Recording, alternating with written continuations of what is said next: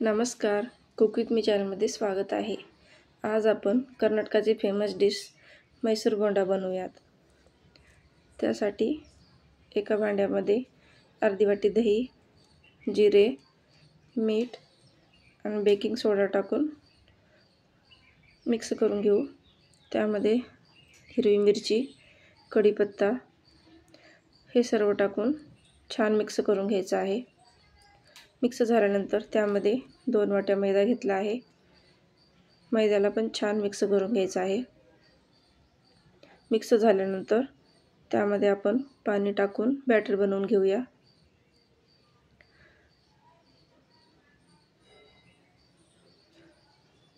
वरून 4 चमचे तेल गरम करून टाकायचं आहे. तेल टाकून छान व्यवस्थित मिक्स करून घ्यायचं आहे. बॅटरला व्यवस्थित हलके होईपर्यंत फेटून घ्यायचं आहे. व्यवस्थित फेटल्यानंतर अशा प्रकारे बॅटर तयार झालेलं आहे. बॅटर सेट होईपर्यंत चटणी बनवून घेऊ.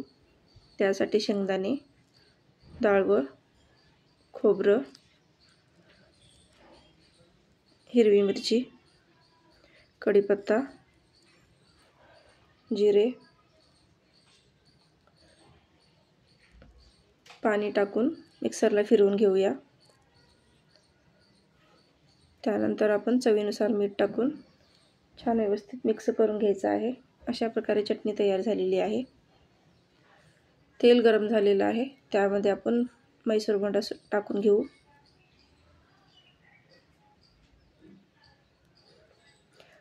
तुम्ही बघू शकता की बोंडे किती छान फुलले आहेत.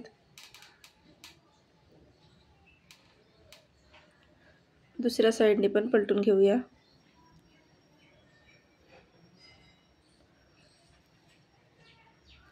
छान सोनेरी कलर आल्यानंतर आपण काढून घ्यायचा आहे.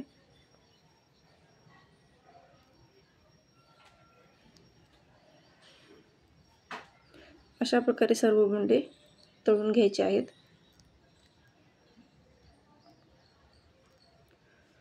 तुम्ही बघू शकता की मैसूर गोंडा किती कापसासारखा मऊ झालेला आहे.